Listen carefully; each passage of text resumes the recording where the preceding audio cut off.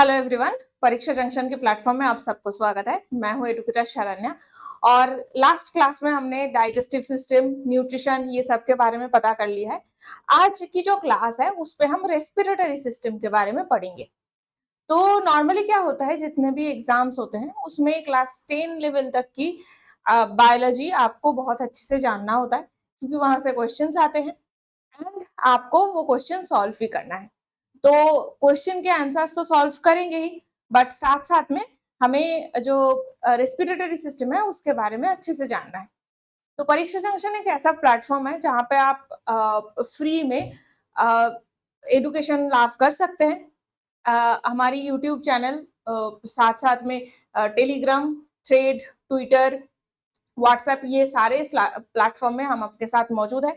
आप यहाँ पे हमारे साथ जुड़ सकते हैं एंड क्लासेस अटेंड कर सकते हैं।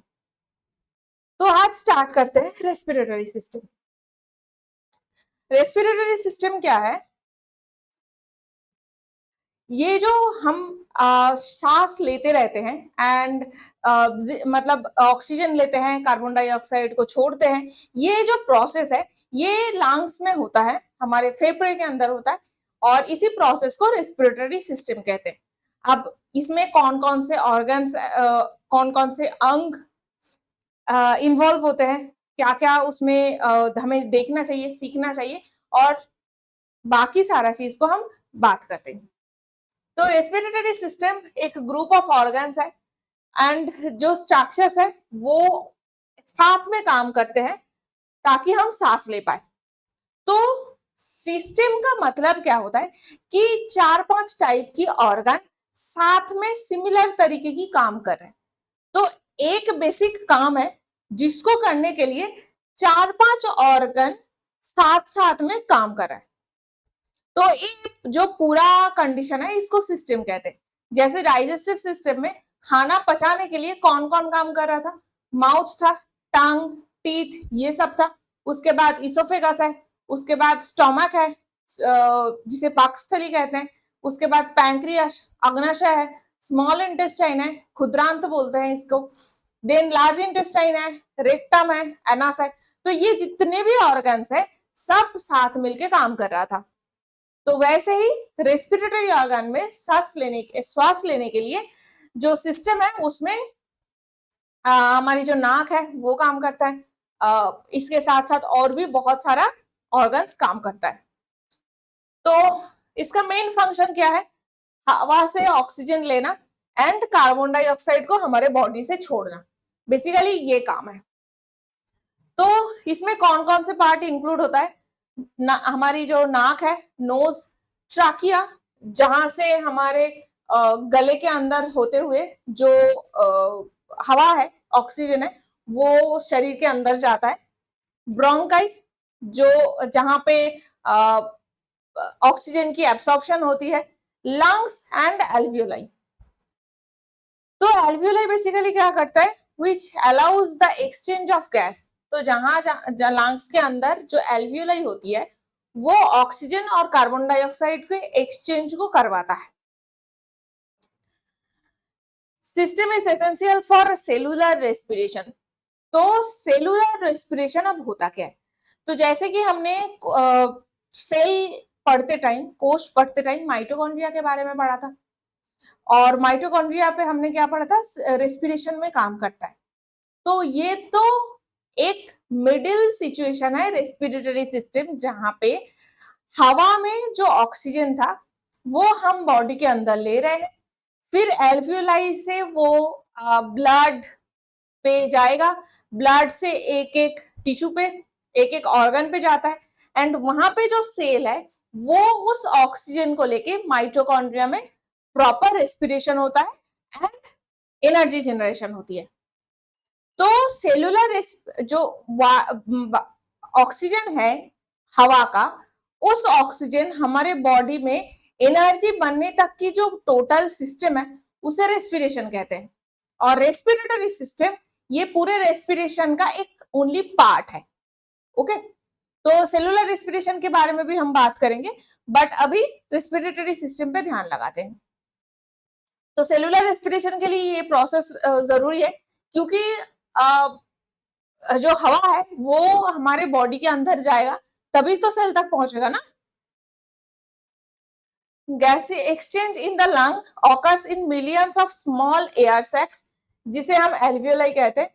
तो हमारे बॉडी में जैसे मैमल्स है, हम मैमल्स हैं एंड रेप्टाइल्स, ये दोनों में ही जो लंग्स के अंदर छोटे छोटे एयर सैक्स होते हैं, एल्वियोलाई कहते हैं उसे, वही गैसियस एक्सचेंज में काम करता है। लंग्स के अंदर यही काम करता है। ओके, तो रेस्पिरेटरी सिस्टम का पार्ट क्या क्या है? नेशनल कैविटी सबसे पहले है। नेशनल कैविटी मतलब नाक से हम जो सांस ले रहे हैं, जो ऑक्सीजन अंदर ले रहे हैं, तो वो जाके कहीं पे तो आता है, तो this is national cavity, this is national cavity. Okay, तो यहाँ पे क्या होता है, नाक से जो हवा अंदर जा रहा है वो पहले प्यूरिफाई होता है। फिल्टर कहाँ पे होता है, डस्ट और अदर पार्टिकल्स जो है उसकी प्यूरिफिकेशन होती है ये नेशनल कैविटी के अंदर। नेक्स्ट होता है लैरिंग्स।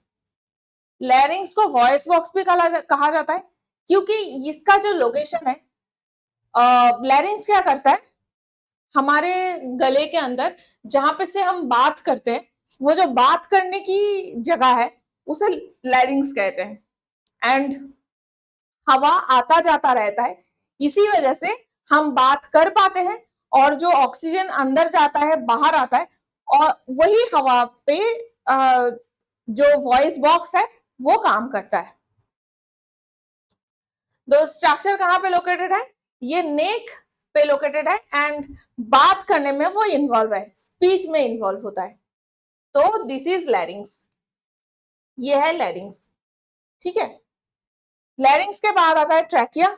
ट्रैकिया यू एक ट्यूब है जो लंग्स से लैरिंग्स से लंग्स तक का है, एंड यहाँ पे क्या होता है, जो ऑक्सीजन है वो लंग्स से लंग्स तक पहुंचता है। ये हमारा नाक था, ये नाक था, और ये है लैरिंग्स, फिर जो है ये ट्रैकिया। ट्रैकिया बेसिकली हमारी डाइजेस्टिव सिस्टम में एक ट्यूब था जिसका नाम है इकोसोफेगस। जो खाना हम खाते हैं वो स्टोमक तक पहुंचने के लिए जो ट्यूब था उसे इसोफेगस कहता था, और जो नाक से हम हवा लेते हैं वो जैसे ही लंग्स तक पहुंचता है तो बीच में जो ट्यूब आता है दैट इज ट्रैकिया। तो ये एक बेसिक ट्यूब है। नेक्स्ट आता है ब्रोंकियल। तो ब्रोंकाई क्या है, ब्रोंकस या ब्रोंकाई वो है, जैसे ट्रैकिया है, ट्रैकिया डिवाइड हो जाता है जब, तो वो ब्रोंकस बनते हैं। एक एक ब्रोंकस, एक अगर वो सिंगुलर है तो वो ब्रोंकस है, अगर प्लूरल है तो वो ब्रोंकाई है। तो ये भी एक एयरवे पैसेज है लंग्स के अंदर जो हवा को कैरी करता है।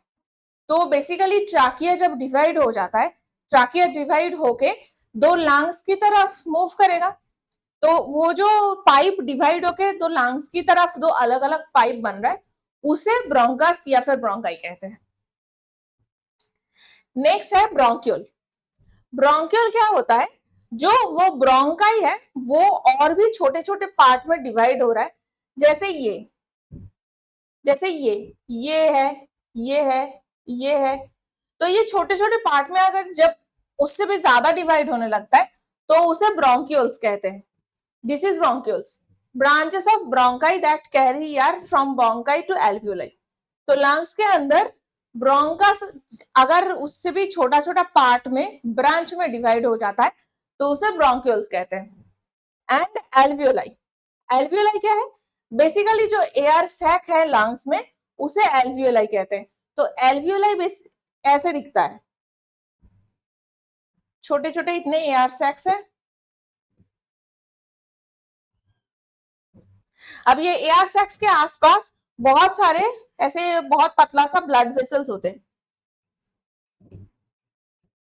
तो ये जो ब्लड वेसल्स है, ये ब्लड वेसल से डायरेक्टली क्या होता है, जो एल्वियोलाई है वहां से ऑक्सीजन ये ब्लड वेसल के अंदर आ जाता है, एंड जो कार्बन डाइऑक्साइड है वो ब्लड वेसल से ऑक्सीजन तक मूव करता है, एल्वियोलाई तक मूव करता है। तो ये ऐसा सिचुएशन है बेसिकली। ये है एल्वियोलाई, यहां से ब्लड फ्लो हो रहा है, जो ऑक्सीजन है वो अंदर जा रहा है, और जो कार्बन डाइऑक्साइड है वो एल्वियोलाई पे जा रहा है। ये है एल्वियोलाई एंड ये ब्लड वेसल्स। तो ऐसे गैस की एक्सचेंज होती है। ओके, तो दैट्स इट। ये सारे पार्ट्स आपको याद रखना होगा। नॉर्मली क्या होता है, लंग्स के अंदर ये जो एल्वियोलाई है that is the actual site जहां पे गैस की एक्सचेंज बेसिकली होती है। तो रेस्पिरेशन की अगर प्रोसेस देखें हम, सी ये जो नेसल कैविटी था, ये नाक है हमारी, ये नेसल कैविटी है। नेसल कैविटी से ये फेरिंग्स है जहां से हमारे खाना अंदर जाते हैं, फिर लैरिंग्स जिसे वॉइस बॉक्स कहते हैं, फिर आता है ट्रैकिया। ट्रैकिया डिवाइड होके एक एक ब्रोंकाई बनते हैं, ये है ब्रोंकाई। फिर छोटे छोटे ब्रोंक्यूल्स बनते हैं, ये सारे ब्रोंक्यूल्स है। Then alveoli. तो एल्वियोलाई कैसा दिखता है, ये इतना छोटा छोटा एयर सैक जैसा दिखता है। ओके, तो अब रेस्पिरेशन की जो फर्स्ट प्रोसेस है वो है ब्रीथ इन, मतलब हवा को अंदर की तरफ लेना, इसे इनहेलेशन कहते हैं। तो इनहेलेशन पे टाइम पे क्या होता है, air is taken into the lungs through the nose और द माउथ।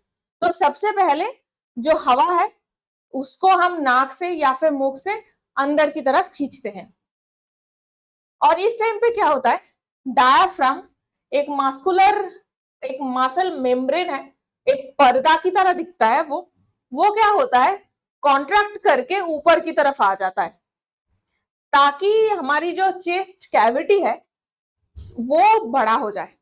तो बेसिकली क्या होता है, ये है डायाफ्राम मेम्ब्रेन, इसे कहते हैं डायाफ्राम पर्दा।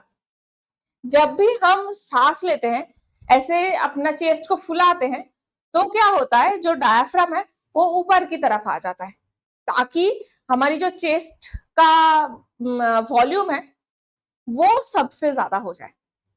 तो ये वॉल्यूम बढ़ने की वजह से क्या होगा, मैक्सिमम अमाउंट पे हम हवा को इनहेल कर पाएंगे।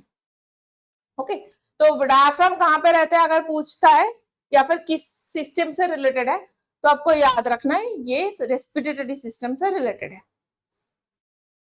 उसके बाद क्या होता है, जैसे ही डायाफ्राम कॉन्ट्रैक्ट करके ऊपर की तरफ आ गया खींच के, तो जो रीब केज, तो हमारी जो रीब की हड्डियां होती है वो अपवर्ड होता है, आउटवर्ड होता है, वो बाहर की तरफ आ जाता है, एक्सपैंड कर जाता है।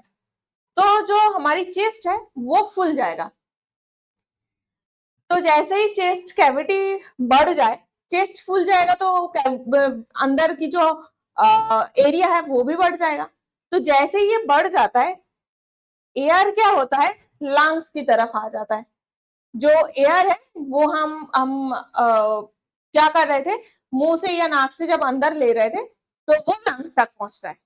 ओके, तो ये है ब्रीदिंग कंडीशन, जहां पे चेस्ट एक्सपैंड हो चुकी है, ये चेस्ट एक्सपेंशन हुई है, रिब केज बाहर की तरफ आ गई है, डायाफ्राम कंट्रैक्शन हुई है, ये कंट्रैक्शन प्रोसेस है। ओके, तो बस इतना था। अब आते हैं ट्रांसपोर्ट ऑफ ऑक्सीजन। तो क्या होता है इसमें, जो इनहेल्ड एयर है उसमें ऑक्सीजन क्या करता है, ट्राकिया के पहले तो नाक की कैविटी पे जाएगा, फिर लैरिंग्स या वॉइस बॉक्स तक पहुंचता है, फिर ट्रैकिया पे आते हैं। तो ट्रैकिया, ब्रोंकाई एंड ब्रोंक्यूल होते हुए ये एल्वियोलाई तक पहुंचता है। एंड एल्वियोलाई पे क्या होता है, ऑक्सीजन की डिफ्यूजन होती है। तो आई होप डिफ्यूजन प्रोसेस आपको याद है, केमिस्ट्री में हमने पढ़ा था, बात किया था। तो क्या होता है कि ऑक्सीजन की डिफ्यूजन प्रोसेस है, एंड कहां पे जाता है, ये ब्लड कैपिलरी के अंदर जाता है।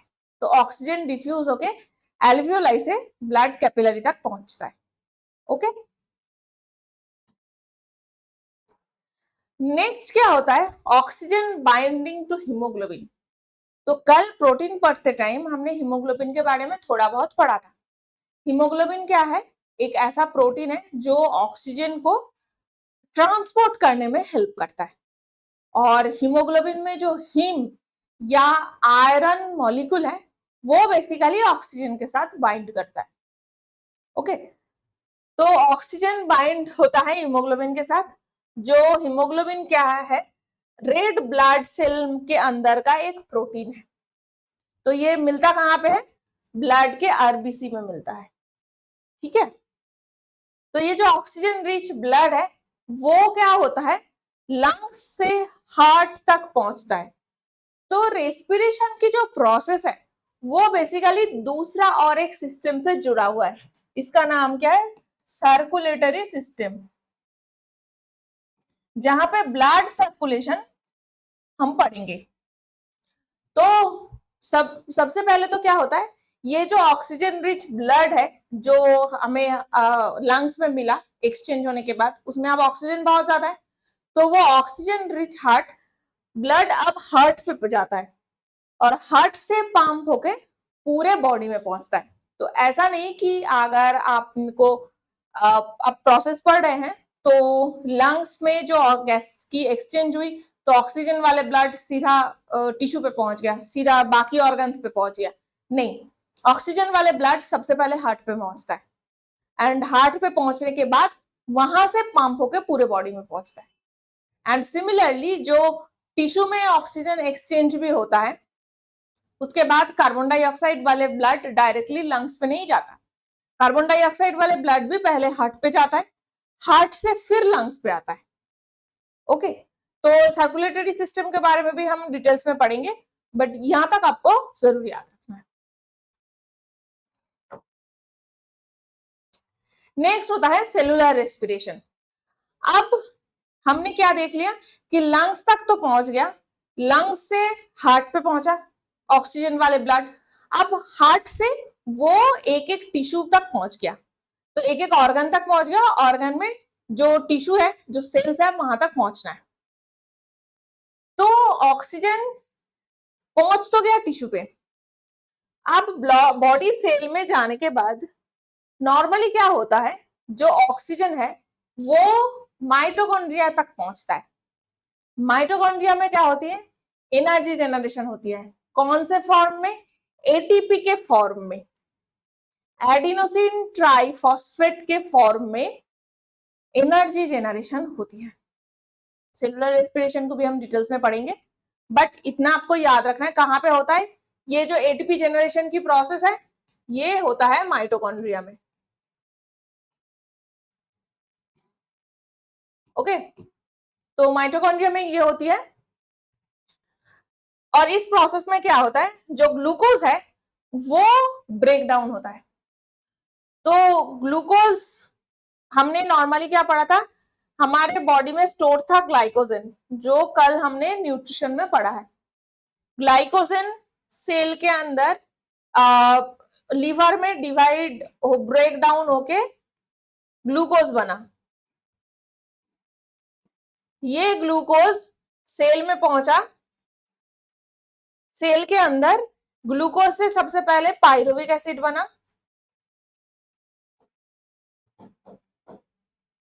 और ये पाइरुविक एसिड से फाइनली एटीपी जनरेशन हुआ, मतलब एनर्जी जनरेशन। तो एनर्जी जनरेशन हुई, अब ये इस प्रोसेस में ग्लूकोज ब्रेकडाउन होता है, ग्लूकोज ब्रेकडाउन होकर क्या हुआ, एटीपी जनरेशन तो हुई, एक पाइरुविक एसिड का ये एक मिडिल में स्टेज है, तो उसके बाद फाइनल एनर्जी रिलीज हुई, एटीपी जनरेशन हुआ, एंड साथ साथ में कार्बन डाइऑक्साइड प्रोड्यूस हुआ एज ए बाई प्रोडक्ट। तो एटीपी के साथ और क्या बना, एटीपी के साथ कार्बन डाइऑक्साइड बना। ओके, तो ये है सेलुलर रेस्पिरेशन का एक प्रोसेस जिसको हम डिटेल्स में पढ़ेंगे, बट यहां तक आपको ध्यान में रखना है। अब कार्बन डाइऑक्साइड तो बन चुका है, नेक्स्ट कार्बन डाइऑक्साइड को क्या होना है, हमारे लंग्स तक पहुंचना है, क्योंकि गैस की एक्सचेंज तो वहीं पे होगा। तो कार्बन डाइऑक्साइड क्या होता है, as a waste product of cellular respiration, ये सबसे पहले जाता है हार्ट पे, हार्ट से पंप होके लंग्स पे आता है, ठीक है। तो most of the transported carbon dioxide in blood is bicarbonate ion. तो जो कार्बन डाइऑक्साइड की ट्रांसपोर्ट होता है वो mostly as a bicarbonate ion transport होता है with a small amount of dissolved directly in plasma. तो कौन कौन से पार्ट में हो सकता है, एक तो बाइकार्बोनेट आयन के फॉर्म में होता है, एक डिसॉल्व होता है, दूसरा क्या, तीसरा क्या होता है, तीसरा है हीमोग्लोबिन के साथ बना हुआ। तो ये तीन फॉर्म में कार्बन डाइऑक्साइड ट्रांसपोर्ट होता है, ओके। तो ये तीन फॉर्म हमें ध्यान में रखना है, bicarbonate ion, dissolve carbon dioxide and haemoglobin, ठीक है। तो कार्बन डाइऑक्साइड की ट्रांसपोर्ट ऐसे होती है। अब आते हैं फिर से गैस की एक्सचेंज होना है, क्यों, क्योंकि एल्वियोलाई पे ऑक्सीजन अंदर आया था, कार्बन डाइऑक्साइड बाहर गया, तो कार्बन डाइऑक्साइड को बाहर तो जाना है, तो वहां पे भी एक बार गैस की एक्सचेंज होती है। In alveoli oxygen is exchanged with carbon dioxide, तो ऑक्सीजन को हमने इंटर करते हुए देखा था, अब वही ऑक्सीजन चेंज होके अब कार्बन डाइऑक्साइड बन के फिर से एग्जिट हो रहा है। तो oxygen from the inhaled air diffuses into the blood, और उसके बाद क्या होता है, जो कार्बन डाइऑक्साइड है वो एल्वियोलाई से बाहर की तरफ एक्सेल होता है। अब एक्सेल प्रोसेस क्या है, एक्सेलेशन प्रोसेस क्या होता है, इस टाइम पे भी डायफ्राम के कुछ काम है। तो सबसे पहले तो डायफ्राम रिलैक्स होता है, हमने इनहेलेशन में क्या पढ़ा था, डायफ्राम कंट्रैक्शन हो रहा है, अब मतलब वो श्रिंक कर रहा है, वो छोटा हो रहा है, अब डायफ्राम रिलैक्स हो रहा है, वो बड़ा हो रहा है। तो इस टाइम पे क्या होता है, वो ऊपर की तरफ मूव करता है, एंड रीब केज जो है, रीब की जो हड्डियां होती है वो डाउनवर्ड नीचे की तरफ हो जाता है, ठीक है। उसके वजह से क्या होता है, जो चेस्ट कैविटी है वो कम हो जाएगा, पहले हम फुलाए थे अब वो श्रिंक कर गया, ठीक है। एंड जो हमारे लंग्स के अंदर हवा था वो बाहर की तरफ चला जाता है, एक्सपेल हो जाता है, ओके। तो carbon dioxide rich here is pushed out through the trachea, and जैसे ही लंग्स श्रिंक कर गया, छोटा हो गया, तो क्या होता है, जो ऑक्सीजन है, जो कार्बन डाइऑक्साइड वाले ब्लड है वो एयर फिर से सिमिलरली ब्रोंकस, ट्राकिया एंड हमारी नाक होते हुए बाहर की तरफ पहुंचता है, ठीक है। तो ये है प्रोसेस। तो अब देखते हैं फंक्शन क्या क्या है। तो रेस्पिरेटरी सिस्टम जो हमारे बॉडी में काम कर रहा है, इसका एक्चुअली काम क्या है, ये एक तो सांस लेना है, सांस छोड़ना है, इसके अलावा और क्या क्या करता है। तो फंक्शन तो सबसे पहले ये है, बॉडी की टेम्परेचर को मेंटेन करने में हेल्प करता है, वार्म रखता है एंड मॉइस्चर ऐड करता है, जो हम हवा को ब्रीथ करते हैं, जो हम सांस लेते हैं उसमें मॉइस्चर मेंटेन करता है। Respiratory system warms the air to match body temperature, तो जैसे हवा नॉर्मल टेम्परेचर से हमारे बॉडी की तरफ जाता है तो ऑब्वियसली बॉडी के अंदर टेम्परेचर ज्यादा होती है। तो ये जो पूरा प्रोसेस है, ये जो जितने भी पाइप्स है, जैसे ट्रकिया है, ब्रोंकाई है, ब्रोंक्यूल्स है, उसमें धीरे धीरे क्या होता है, जो एयर की टेम्परेचर है उस वो गर्म होता है एंड हमारे बॉडी के टेम्परेचर के साथ वो मैच करता है। साथ साथ में क्या होता है, मॉइस्चराइज करता है the air to bring the humidity level body needs. तो नॉर्मली क्या होता है, जैसे अगर आप ठंडी के जगह पे जा रहे हैं और या फिर ठंडी के टाइम पे क्या होता है, जैसे आप बहुत टाइम तक बाहर सांस ले रहे हैं तो ऐसा लगता है कि गला और जो चेस्ट है, फेफड़ा सब सूख गया है, ठंडी लग रही है। वो क्यों? क्योंकि ठंडे हवा में मॉइस्चर कम होता है, गर्म हवा में मॉइस्चर ज्यादा होता है। तो हमारे बॉडी में लंग्स तक मॉइस्चर को भी वो मेंटेन करता है। नेक्स्ट क्या होता है, protects body from the particles breathing. तो रेस्पिरेटरी सिस्टम जो है, हम नॉर्मली एयर में बहुत सारे पार्टिकल्स रहते हैं, डस्ट पार्टिकल्स रहते हैं। तो ये डस्ट पार्टिकल्स क्या करता है, हमारे बॉडी में जब भी जाएगा तो डिजीज होने के चांसेस है, क्योंकि इसमें वायरस रहता है, बैक्टीरिया रहता है, पोलन एलर्जन रहते हैं, तो बहुत सारा चीज रहता है। तो बेसिकली रेस्पिरेटरी सिस्टम क्या करता है, ये हार्मफुल जर्म्स को ब्लॉक कर देता है एंड इरिटेंट्स जो हमारे बॉडी में इरिटेशन क्रिएट कर सकता है, मतलब इम्यून रिस्पॉन्स क्रिएट कर सकता है, वो क्या करता है, बंद करा देते हैं और उसको बाहर की तरफ भेज देते हैं। बाहर की तरफ कैसे भेजते हैं? स्नीजिंग, छींक। जैसे ही हमारे नाक में कुछ चीज जाता है तो स्नीजिंग होने लगती है, छींकने लगते हैं हम। ये एक प्रोसेस है ताकि हमारे बॉडी में हार्मफुल जो डस्ट पार्टिकल्स है या फिर एलर्जेंस है वो ना पहुंचे। ओके, नॉर्मली क्या होता है, अगर हवा में डस्ट या फिर पॉल्यूशन बहुत ज्यादा है तो लंग्स धीरे धीरे खराब होने लगता है। लंग्स की जो एल्वियोलाई है उसके गैस एक्सचेंज पावर या फिर जो प्रोटेक्शन पावर है वो कम होने लगता है। इसीलिए मोस्टली दिल्ली के एरिया में या फिर जो जो ऐसा मेट्रो सिटीज है जहां पे पॉल्यूशन बहुत ज्यादा है, वहां पे नॉर्मली जैसे ही दिवाली का टाइम आएगा तो आ जाएगा, एक दिन में 10 सिगरेट फूकने जैसा एयर कंडीशन है, एक दिन में 15 सिगरेट फूकने जैसा एयर कंडीशन है। वो बेसिकली क्या होता है कि जितना 10 सिगरेट को फूकने से जितना लंग्स की खराब होनी थी, डैमेज होनी थी, वो उस एयर को भी ब्रीथ करने से, इनहेल करने से हो सकती है। तो बेसिकली लंग्स जो है हमारे रेस्पिरेशन के टाइम पे जो हार्मफुल पॉल्यूटेंट्स है उससे हमें बचाता है। Balance levels of acidity in the body. Too much carbon dioxide lowers the blood pH, जैसे एसिडिक कंडीशन हो जाता है क्योंकि उसमें कार्बोनेट और बाइकार्बोनेट आयन रहते हैं। तो उसकी वजह से क्या होता है कि कार्बन डाइऑक्साइड हमारी जो ब्लड की पीएच है उसको कम कर देते हैं। By removing carbon dioxide respiratory system maintain the acid base balance in the body.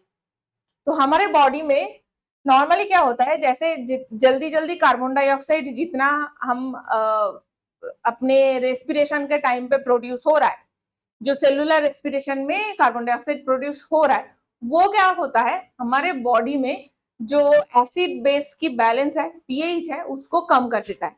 तो पीएच कम करने का मतलब क्या है, एसिडिक कंडीशन होता है। तो ये एसिडिक कंडीशन को फिर से बैलेंस करने के लिए कार्बन डाइऑक्साइड को बॉडी से बाहर जाना पड़ता है।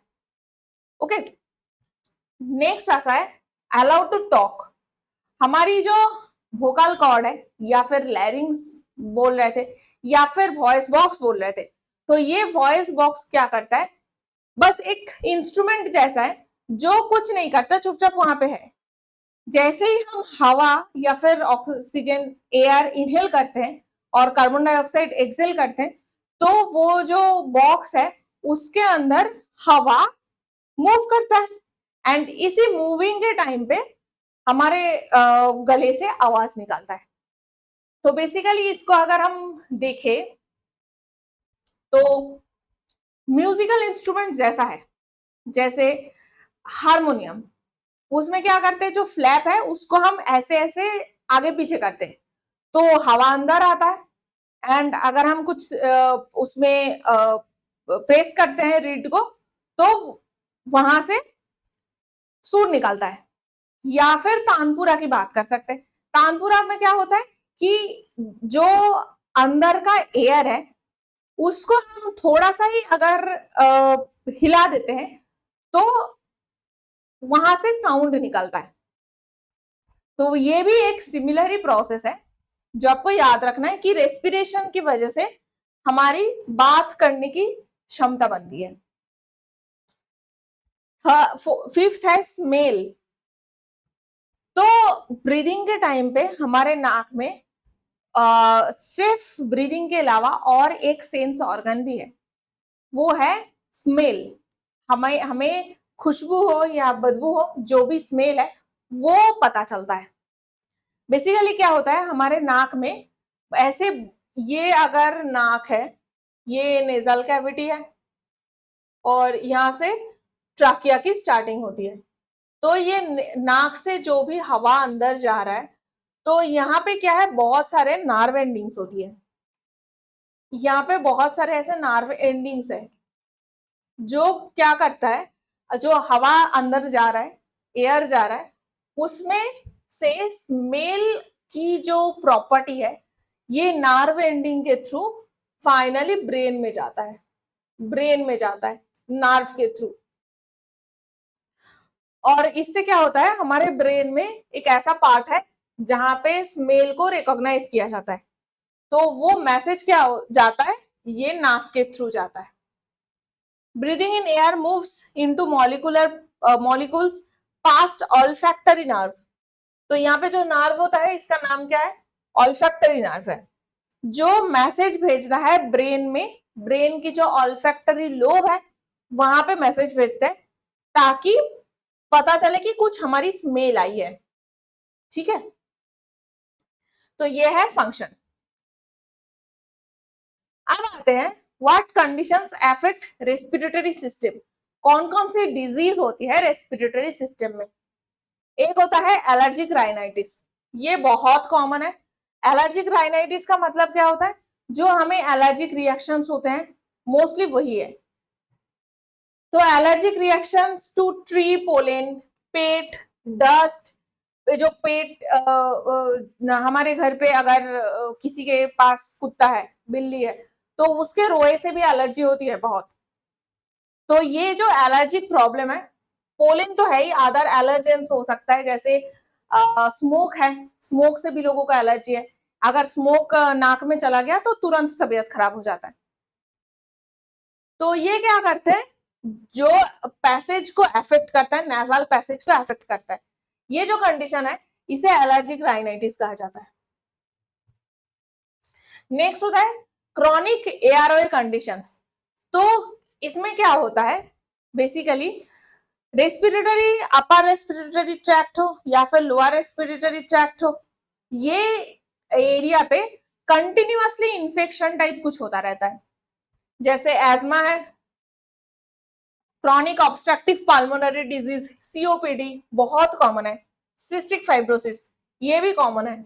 बट सीओपीडी इज मतलब वेरी कॉमन। जैसे ही सीजनल चेंज होता है, सीजनल चेंज पे ये एलर्जी की तो प्रॉब्लम है, साथ साथ में सीओपीडी की भी प्रॉब्लम होती है। तो इसमें क्या होता है, अब जो हमारी एयर वे है, मतलब ट्रैकिया है, वो ब्लॉक हो जाता है।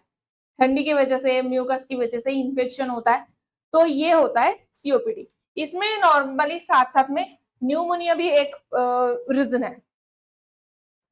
Upper and lower respiratory infections, common respiratory infections like flu या फिर इन्फ्लुएंजा, कॉमन कोल्ड, ये सारा तो है ही जो आपको याद रखना है। इन्फ्लेशन, इन्फ्लेशन क्या है, जब भी कोई बैक्टीरिया है या फिर वायरस है उसका इन्फेक्शन होता है, तो वो जो जिस एरिया पे इन्फेक्शन हुई है वो फूल जाता है, स्वेलिंग हो जाता है, इसे इन्फ्लेमेशन कहते हैं। तो infections can lead to swelling in large airways, जैसे ब्रोंकाइटिस, मतलब जो ब्रोंकस है या फिर ब्रोंकाई है वहां पे इन्फेक्शन हो गई, लंग्स में इन्फेक्शन है, ये बेसिकली लंग्स इन्फेक्शन है, लंग्स इन्फेक्शन। अभी तक हम क्या देख रहे थे, ये हमारे नोज या फिर नेजल कैविटी की इन्फेक्शन है, नेजल कैविटी पे होती है। ये जो है ये रेस्पिरेटरी, ये दोनों रेस्पिरेटरी ट्रैक्ट में होती है। रेस्पिरेटरी ट्रैक्ट मतलब क्या होता है? ट्राकिया, या फिर ट्राकिया में होती है, ये दोनों ही। नेक्स्ट जो इन्फ्लेमेशन है ये है ब्रोंकस, मतलब अब ये लंग्स तक पहुंच गया है। एल्वियोलाई में होता है न्यूमोनिया, न्यूमोनिया बहुत कॉमन है। साइनाइटिस या फिर साइनोसाइटिस, ये जो है वो ये सारे लंग्स में होता है। Interstitial lung disease, pulmonary fibrosis and other ILDs can cause permanent scarring in lungs। तो परमानेंट लंग डैमेज हो सकता है पल्मोनरी फाइब्रोसिस से। और इवन अगर आप किसी ऐसे इंडस्ट्री में काम करते हैं जहां पे कंटिन्यूअसली डस्ट, धूल आपको इनहेल करना है, धूल लेना है, तो उस सब से ये ILDs बहुत ज्यादा बढ़ जाता है।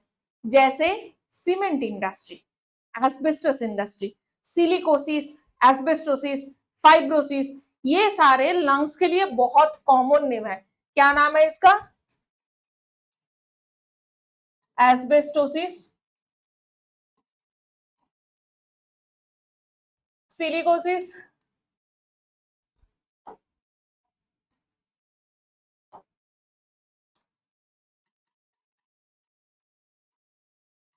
Asbestosis, silicosis, fibrosis.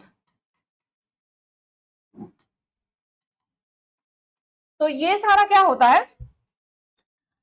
Interstitial lung disease है। और ये किस लिए होता है? एस्बेस्टोसिस, एस्बेस्टस इंडस्ट्री में काम करने के लिए, सिलिकोसिस सीमेंट इंडस्ट्री पे काम करने के लिए। तो ये सारा है।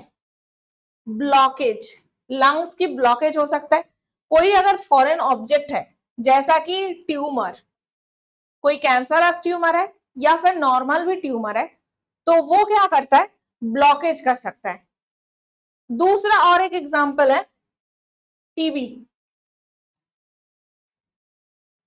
माइकोबैक्टीरियम ट्यूबरक्यूलोसिस, ये है बैक्टीरिया का नाम। तो वो क्या करता है? हमारे लंग्स को इन्फेक्ट करता है एंड इतना ज्यादा वो इन्फेक्ट कर सकता है कि लंग्स में पानी भर जाता है, वाटर ब्लॉकेज होती है। तो ये भी एक एग्जांपल है। न्यूमोनिया क्या था? ये वायरल था, और टीबी बैक्टीरियल डिजीज है। बैक्टीरिया का नाम क्या था? माइकोबैक्टीरियम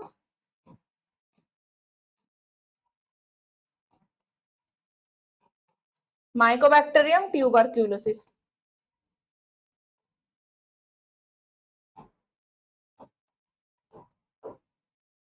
ठीक है।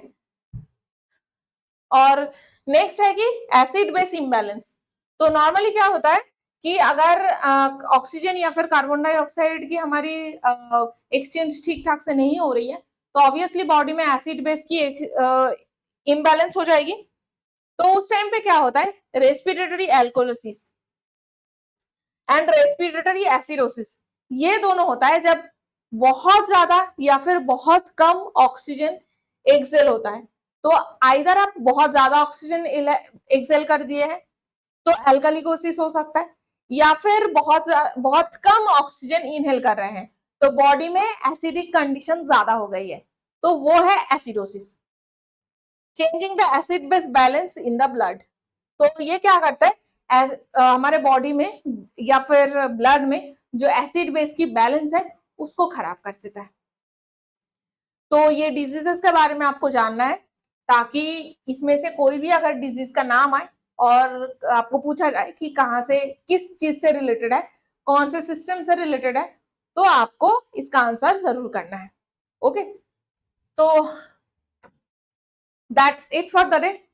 अगर आपको ये वीडियो अच्छी लगी है, पसंद आई है, आपके लिए हेल्पफुल है, तो इसको लाइक कीजिए, अपने दोस्तों के साथ शेयर कीजिए, ताकि उनसे भी इसके बारे में पता चले, एंड सब्सक्राइब कीजिए टू परीक्षा जंक्शन।